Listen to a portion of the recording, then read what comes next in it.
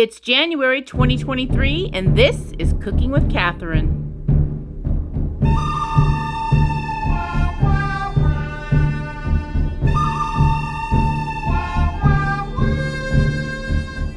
Okay, I started to say earlier that Catherine is the real MVP here because she's the guinea pig to start this out, and I was so motherfucking late. Okay, when Catherine got here, you can ask her.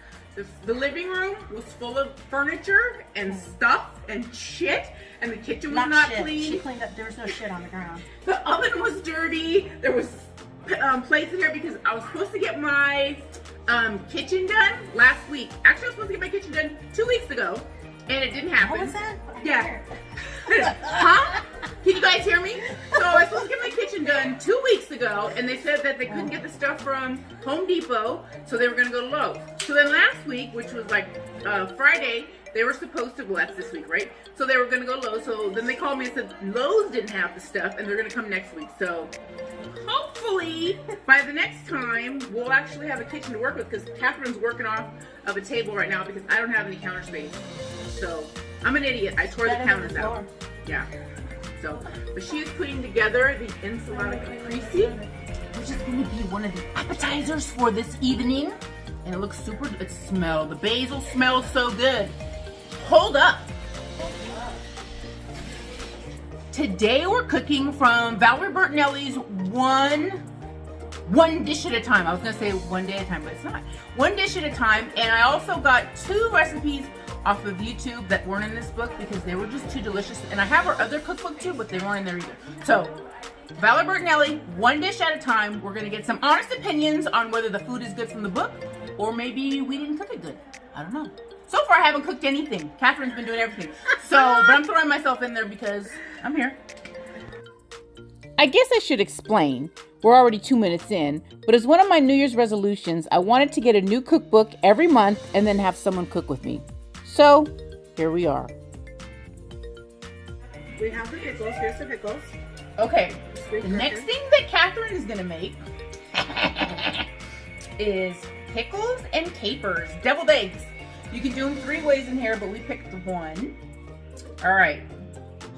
We need 2 sweet gherkins, finely chopped, 2 teaspoons of spicy brown mustard, 2 tablespoons of mayonnaise, kosher salt, and freshly ground pepper, and capers. Good trick is when you're doing deviled eggs to boil them a day in advance, and then you can put it in the refrigerator, and that way it's easier to take the shells off. Otherwise you have this problem, see? Where you get all these little divots in there. Just do your best. Okay, so I'm about to get busy on the Valerie Bertinelli homemade potato chips with chicken salt. Let's see what she has to say. Chicken salt, very famous in Australia. They put it on everything, your French fries, and it's got this subtle... Thank you, Valerie, for the recipe.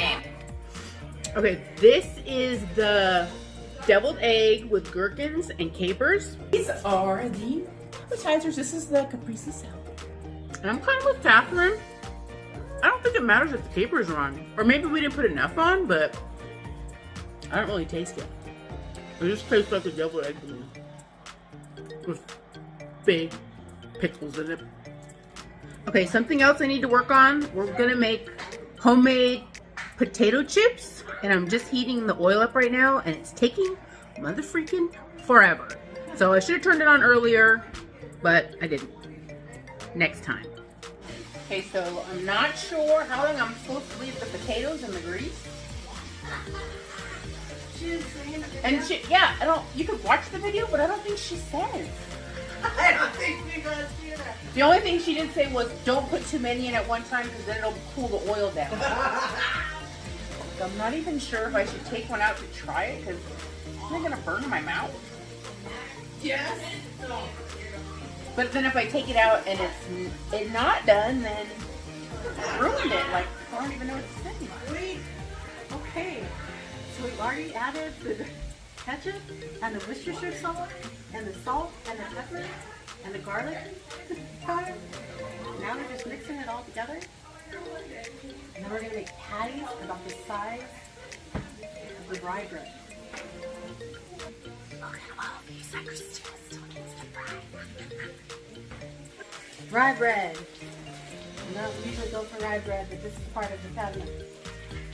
What did you think of the patty melt? And we want you to be honest, if it was too thick, because we want to know how we did as cooks, but we also want to know how Valerie's recipe is. I love the patty melt. The caramelized onions were just burnt at a perfect crisp. I love the taste of the, what is it, sourdough? Rye. Oh, excuse me, rye. I like the buttery crunch to it. To me, and the cheese was a perfect combination. It just put everything together. I loved it. What did you think of the deviled eggs? I liked them. I really did like them. That was good. I've never had capers before, but I really did like it. So You could taste the caper? yeah, I could not. I didn't even. you didn't notice it? No. What is it? What taste does it give you? Is it like garlicky or? Kind of, and then they just give it like a little crunch to it. Okay. Like, so it's not all just mush. That makes any sense? Yeah. Next time I would put paprika in it. I know it's a different recipe, but I like the little spice on top. No, I agree. What did you think of your cookie? Cookie was amazing. It had sea salt on it, I think you said, right? Very delicious. It gave just enough saltiness to complement the sweetness. The chocolate chips were amazing. Yeah, I haven't hit the other two yet, and I probably won't do it tonight because my gut is currently sticking out. But Wow. a little too much, I know. But I will definitely be getting that up tomorrow, most likely on my way to work. And do you have anything to say about the patty melt or the Patty melt eggs? was very moist. A lot of the times when you get hamburgers, very, very moist.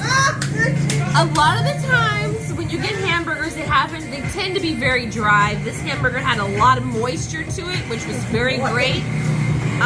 The cheese complemented the burger very well, along with the caramelized onions. Overall, out of 10, I would have to give this meal a hearty 9.999. Wow. It was delicious. What do you think of Valerie Bertinelli? I love Valerie Bertinelli. She is adorable. I love how sweet she is. And I love that she does the cooking show and she does other shows as well. And that she has a bunch of cats and a dog that she takes care of. And she loves them a lot. And she can do it all on her own. She don't need a man. But she's okay because she still loves her exes. Or at least one of them she did. And she definitely loves her son. So I think she's awesome. I enjoyed cooking her food. I'm just really bad critic on myself. I felt like I didn't make the hamburger patties long enough. She warned us we needed to make them a little bit longer than the bread because they will shrink up, and I didn't do that. So make sure you make your patties longer.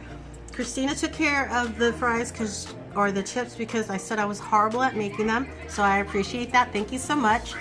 And I enjoyed making the deviled eggs, but like Mia, I'm used to doing it the Mexican style with paprika and just mayo. Yeah, mayo, salt, and paprika is what I used to do. So it was a different twist on the eggs, so I enjoyed that as well. And I enjoyed making the food. I've thanked Catherine. She went through a lot. But I can't forget Jennifer, Nia, and Gladys. These ladies sat there for hours while we tried to get it together. We served dessert after the appetizers, and the meal came in pieces because we served it as we finished it so it would be hot. Good grief. Hopefully with practice, things will go smoother. Next month, I'll be cooking with Nia, and we will be cooking from Crook to Cook, the Snoop Dogg cookbook. I stay home by myself, and I look across the foyer. I think of all the shows that you done. And in my head I watch that picture.